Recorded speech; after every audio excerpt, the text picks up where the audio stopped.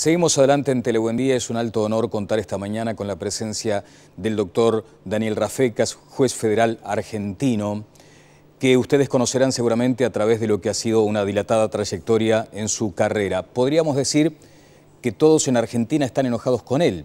Y eso en principio para cualquiera de nosotros podría ser un elemento negativo de nuestra personalidad. Tal vez no tanto en un juez, porque se presume que ha actuado en justicia con esa venda que caracteriza cuando se imparte justicia como debe ser el poder del Estado que ha representado en varias instancias el doctor Rafecas. Vamos a hablar con él de varios asuntos. Uno tiene que ver con su actitud desde hace bastante tiempo de reivindicar lo que es el conocimiento real de la causa judía y de tratar de llenar, o por lo menos intentar, ese gran agujero negro de la modernidad. Así lo ha definido Daniel Rafecas. Ha publicado este último libro, Historia de la Solución Final. De esto estaremos hablando con él y ahora, si les parece, vamos a compartir brevemente algunos aspectos de su extensa trayectoria. Daniel Rafecas es abogado y doctor en Ciencias Penales por la Universidad de Buenos Aires. Desde 2004 se desempeña como juez federal en lo criminal, ámbito en el que ha indagado y llevado a juicio complejas tramas por delitos contra la humanidad cometidos en el marco de la última dictadura argentina. Es profesor regular de Derecho Penal en la Universidad de Buenos Aires y en la Universidad de Rosario, y consejero académico en el Museo del Holocausto de Buenos Aires. Es autor de numerosos trabajos sobre derecho penal y derechos humanos y se ha especializado en los estudios sobre la Shoah y sus implicancias sociales y jurídicas. Daniel Rafecas, buen día, ¿cómo le va? Buen día, Daniel. Un gusto de estar aquí contigo. Bueno, igualmente para nosotros. Hincha de San Lorenzo como el Papa, ¿eh? Sí. Hincha apasionado. ¿Qué sensación tiene como argentino de que el Papa sea, bueno, no solo de esa nacionalidad, sino además de San Lorenzo, como usted? Bueno, la verdad que todavía como argentino sobre todo, sí, no lo hemos podido calibrar del todo, ¿no? Es algo tan impactante. Alguien ha dicho que incluso es una de las noticias más fuertes a nivel institucional para la Argentina de toda su historia, ¿no? Es realmente algo muy, muy trascendente. Pero bueno, estamos realmente, la gran mayoría de los argentinos, católicos y de otras confesiones. Yo tengo una muy buena relación con la comunidad judía argentina. La verdad que trasciende las fronteras del catolicismo, ¿no? Estamos todos muy, muy contentos con lo que sentimos como nuestro Papa. Bueno, el Papa rioplatense para nosotros, ¿no? Sí, por supuesto, y de Latinoamérica. Sí, exactamente. Claro. Bueno, allí se esperará seguramente con su visita una grandísima manifestación popular, ¿no? De respaldo, de cariño, de apoyo. Manifestaciones populares que en Argentina tienen esa efervescencia tan peculiar. ¿Cómo analizó esta última manifestación realizada hace algunos días? Bueno, la Argentina en los últimos años, ya en las últimas décadas, tiene una muy sana práctica de expresión en las calles, a través de las redes sociales, a través de los medios masivos de comunicación, de los distintos sectores que representan a la Argentina y es algo muy, muy bienvenido, muy bienvenido. En este caso era una manifestación en rechazo a esta reforma de la magistratura que a usted lo involucra directamente. Sí, a mí me involucra directamente, sí, sí, como representante del Poder Judicial, sí. ¿Y tiene alguna opinión respecto a eso muy puntual? Porque son temas tan profundos que no nos alcanzarían los minutos. No, simplemente, digamos, lo que está claro es que bueno, ya se ha pronunciado el Poder Ejecutivo, se está pronunciando en estos días el Poder Legislativo. Seguramente al respecto se va a tener que pronunciar también el Poder Judicial, ¿no? Especialmente lo que es la Corte Suprema de Justicia de la Nación. Hay que confiar y tener fe en que el juego de las instituciones del Estado democrático en la Argentina van a lograr sacar adelante de un modo positivo toda esta cuestión de las reformas. Tengamos presente que este año la Argentina cumple 30 años de recuperación de la democracia y de continuidad democrática. Esa frase escrita casi que con brocha gorda, ¿no? Democratizar la justicia. ¿Comparte que detrás puede existir esa vocación, ese interés? Y eso, bueno, lo que pasa es que, bueno, depende del partido político y del sector digamos, del pensamiento político que lo invoca. Está en ellos demostrar que efectivamente esto va a significar una democratización de la justicia. Justamente esto es lo que se ha debatido en estos días, tanto en el Congreso como en otros ámbitos públicos, ¿no? Bueno, ayer hubo un cierre en diputados con manifestaciones, bueno, la oposición se retira, el clima está enrarecido para lo que significa el nacimiento de esta reforma, pero Tendremos oportunidad, ojalá, de hablar más adelante de este asunto. Nos detenemos ahora en Historia de la Solución Final, este libro de Daniel Rafecas, una indagación de las etapas que llevaron al exterminio de los judíos europeos. ¿Por qué esa bandera con tanto énfasis? Cuando uno diría, son temas tan complejos, de tan alta complejidad, que traerlos ahora no significa tener ojos en la nuca, dirán algunos, seguramente. Bueno, yo creo que es la cuestión de revisar el pasado, reivindicar la memoria y especialmente, digamos, poner el acento en que estos temas tienen que tratarse a nivel educativo. Hablar del genocidio del pueblo armenio, que justamente ayer estuvimos recordando los 98 años de esa masacre del 1,5 millones de armenios asesinados por el Imperio Turco, o los 6 millones de víctimas de lo que fue el Holocausto o la Shoah, ¿no? Judíos por parte del régimen nazi. A mí me parece que es muy importante para consolidar el rol de ciudadanos responsables y muy conscientes acerca de los peligros que traen aparejado especialmente el modelo autoritario de Estado y las guerras, ¿no? La combinación de estos dos factores desencadenan crímenes masivos a lo largo de la historia del siglo XX, y esto me parece que es muy importante como un aspecto que tiene que estar presente en la educación formal y también en los medios masivos de comunicación. Por eso estamos muy agradecidos a que vos, Daniel, y tu programa nos hayan permitido este momento. Bien, ¿y hay una actitud decidida de tratar de seguir generando ese agujero negro al que tú aludes en algún momento? O sea, ¿hay acciones como para que este tema no tenga la visibilidad que merece? Yo no diría tanto. Digamos, el gran problema que tenemos para llamar la atención sobre estas cuestiones es la indiferencia. Es la indiferencia, la ignorancia, también en alguna medida los prejuicios, ¿no?, que a veces se tiene para con las minorías que fueron perseguidas. Trabajando en contra de los prejuicios, de la discriminación, de la indiferencia, es donde vamos avanzando en mejor calidad en la educación y en una mejor calidad de los ciudadanos, en definitiva. Que en 2013 todavía no se tenga bien claro este tipo de episodios de tanta tristeza y de tanto impacto, es algo inquietante que debería ser considerado por la educación, por ejemplo. Sí, exactamente. Bueno, esa misma preocupación, lo que vos señalás, en mi caso particular como docente universitario, me llevó a hacer el esfuerzo de escribir esta obra, que es una obra en términos históricos, para presentar en el ámbito rioplatense, en términos históricos, de qué estamos hablando cuando se habla de Auschwitz, cuando se habla de los campos de exterminio, cuando se habla del Holocausto, porque bueno, son conocidas estas referencias, pero la gran mayoría de las personas no tienen un conocimiento más o menos aproximado de cómo se llegó a esa circunstancia, y allí además es muy importante señalar, y en el libro está en un capítulo, que al Holocausto, a Auschwitz, se llega porque 25 años antes hubo otro genocidio, que fue el genocidio de los armenios en el Imperio Turco, en 1915, de 1915 a 1917, que fue de 1,5 millones de víctimas, que fue coronado con la impunidad y con la negación. Bueno, claro, en ese sentido también vale destacar la actitud que asumió nuestro país, ¿no?, siendo el primero en el mundo en reconocer el genocidio armenio. Sí, señor. Si se me permite una terminología que de pronto no corresponde a esta entrevista, pero ¿acaso la causa judía tiene más marketing que el Holocausto armenio? Bueno, está más cerca en términos temporales. También. Y además está enmarcada en el contexto de lo que fue la Segunda Guerra Mundial, que ha concitado, digamos, la atención permanente de Occidente en la posguerra. Entonces, me da la sensación de que estas dos son las razones. También tengamos en cuenta la escala, ¿no?, de las 6 millones de víctimas y los métodos industriales que se utilizaron, nunca antes vistos en la historia de la humanidad, que fueron las cámaras de gas. Una fábrica de exterminio. Claro, que ahí, digamos, en las cámaras de gas se condensan una serie de cuestiones modernas, ¿no?, porque se utiliza los últimos adelantos de la química, de la ingeniería, de la arquitectura.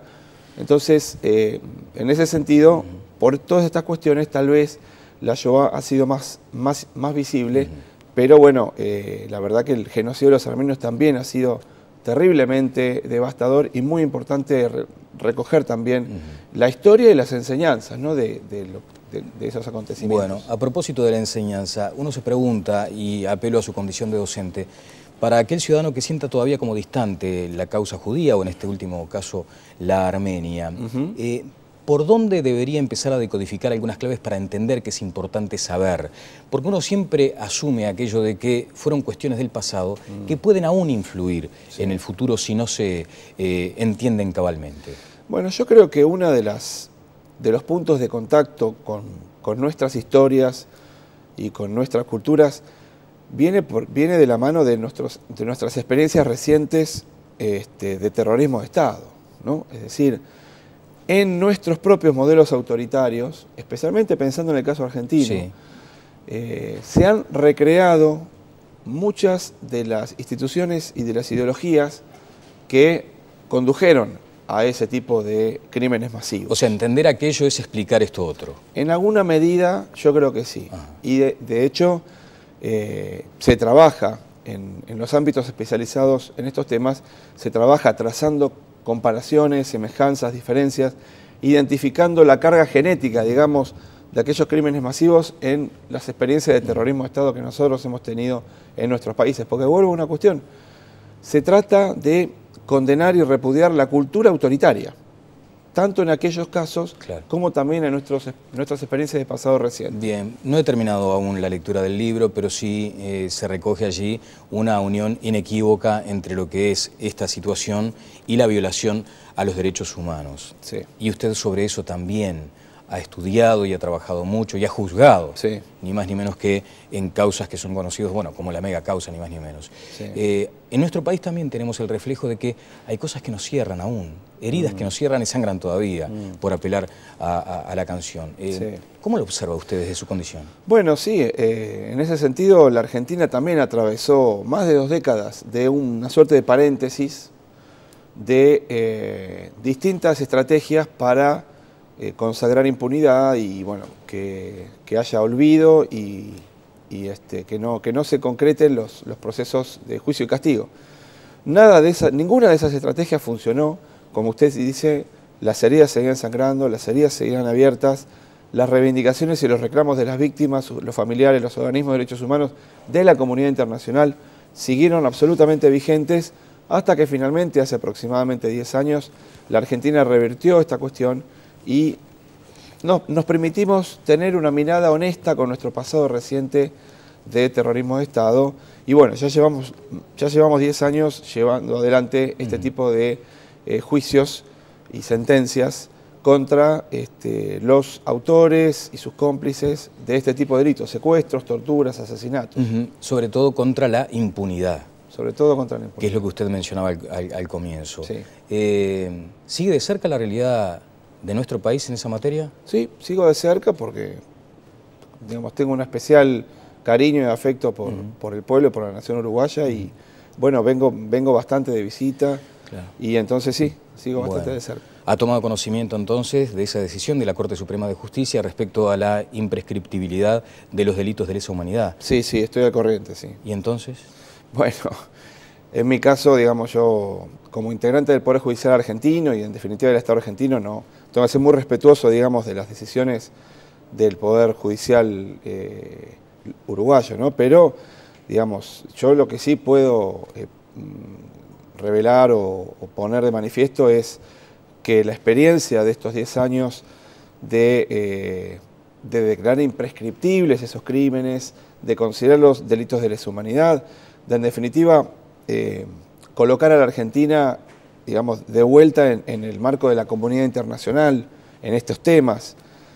Bueno, para nosotros ha sido muy positivo, en el sentido, nuevamente volvemos a lo mismo, en el sentido de que estos procesos judiciales nos han ayudado mucho a terminar de alejarnos definitivamente de la cultura autoritaria que persiste en nuestros países en muchos ámbitos y al mismo tiempo de, si se quiere, consolidar o profundizar las convicciones democráticas en nuestras sociedades y en nuestros aparatos burocráticos también, ¿no? Sin que tome en todo caso consideraciones sobre la situación local, como lo acaba de decir, en atención a su rango, a su jerarquía y a pertenecer al sistema jurídico argentino, vayamos a lo otro, al marco internacional, y si estas decisiones son compatibles con la regulación de derechos humanos a nivel global. Bueno, me atrevería a decir, por lo menos en el ámbito regional, la Corte Interamericana de Derechos Humanos, en fallos como Barrios Altos y muchos otros, ha dejado un mensaje muy claro para todos los países de la región, en el sentido de que estamos obligados a remover todos los obstáculos jurídicos y materiales que obstaculizan o impiden la prosecución de estos juicios. ¿Esta decisión de la Corte Suprema de Justicia parece ser una traba en ese sentido? Bueno, yo no la he leído la resolución, tengo, digamos, las consignas de las noticias periodísticas, pero en principio, por lo poco que he leído, pareciera que hay una suerte de tensión entre este mensaje muy claro de la comunidad internacional, que la Argentina finalmente receptó en el año 2003, y lo que está sucediendo, bueno, en la justicia local. Digamos, la experiencia del caso argentino, desde los años 97-98 hasta el año 2003, fue que las investigaciones judiciales que no se llevaron adelante localmente eran llevadas adelante en otros países. Y por lo tanto se abrieron investigaciones respecto de víctimas del terrorismo de Estado en la Argentina, en España, en Francia, en Alemania, en Italia. Y eso finalmente terminó anegando los diques de contención y forzando, digamos, a una reapertura de esos Bueno, procesos. usted entiende entonces que si los organismos de derecho internacionales consideran que esto es una regresión en esa vocación por tratar de zanjar esa diferencia sobre los derechos humanos, podría aplicarse la justicia supranacional o por lo menos la extraterritorial. Es posible, sí. Es una de las vías por las cuales estos procesos se abren camino. Digamos, las demandas de verdad y justicia, tarde o temprano, van a terminar abriéndose camino, si no es localmente, en el ámbito internacional. Bueno, hoy decíamos en la introducción de la nota, parece que nadie lo quiere en Argentina, ¿no? Ni el gobierno ni la oposición, y decíamos, bueno, en personas normales eso podría ser un defecto, no en un juez. ¿Le ha determinado en su vida muchos sinsabores de este tipo? Bueno, pero forma parte del ejercicio del desempeño del cargo. Digamos, pensar en la justicia y el valor de la independencia de la justicia conlleva siempre, bueno, sobre todo con ámbitos de tanto poder. Del poder, conlleva siempre tener una relación nuevamente, una relación de tensión con estos ámbitos, porque en definitiva el juez no debe responder ni recibir órdenes, digamos, de ninguna corporación, sea estatal o sea no estatal, ¿no? O sea del oficialismo, digamos, o de la oposición.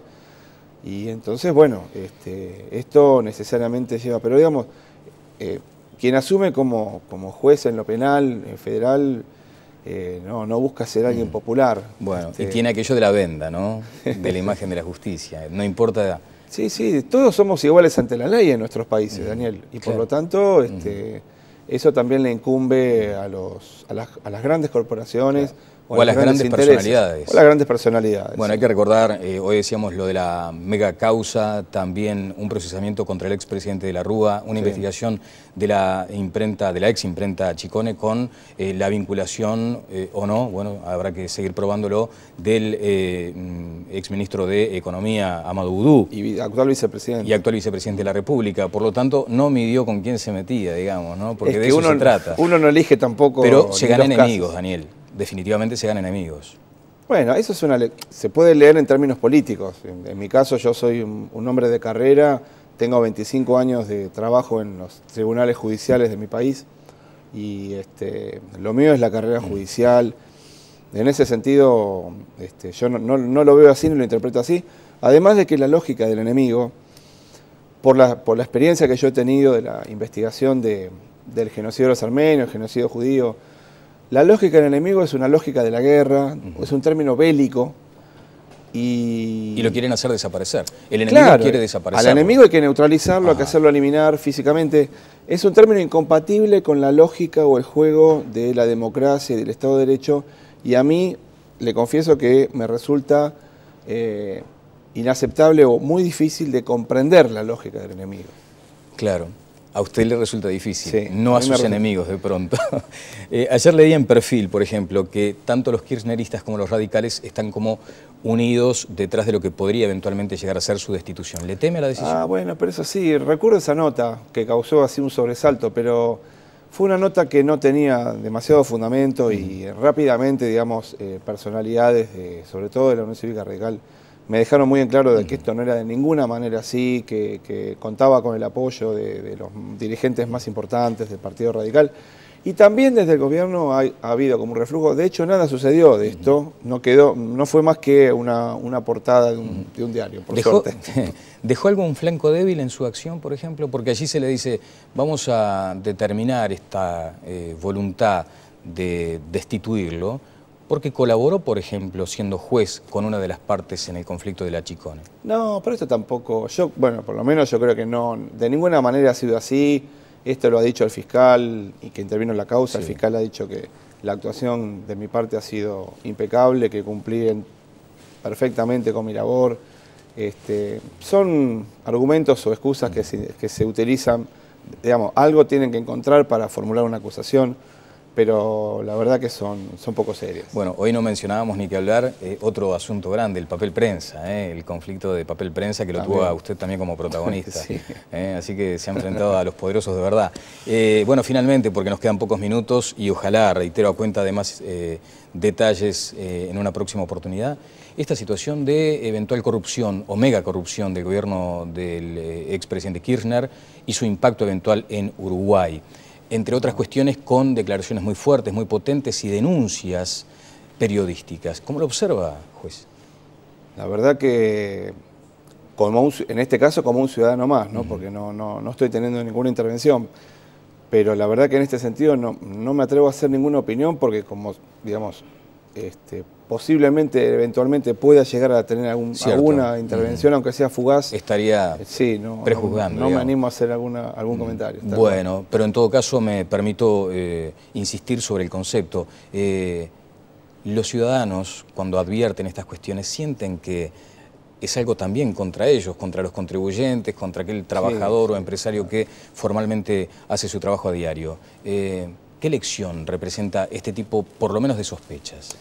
Bueno, yo lo que insisto también como miembro del Poder Judicial, lo digo como ciudadano y también como juez en este caso, ¿no?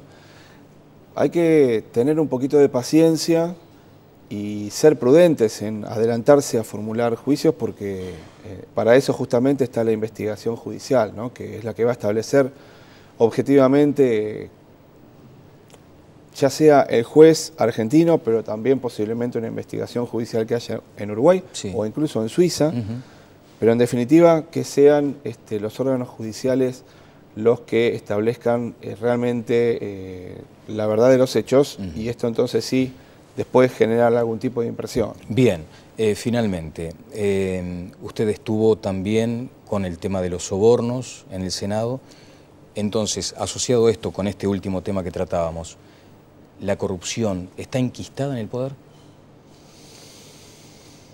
Bueno, yo no soy un experto sobre el tema, pero ha trabajado mucho sobre el tema. Pareciera que el poder genera como una cuestión endémica prácticamente corrupción.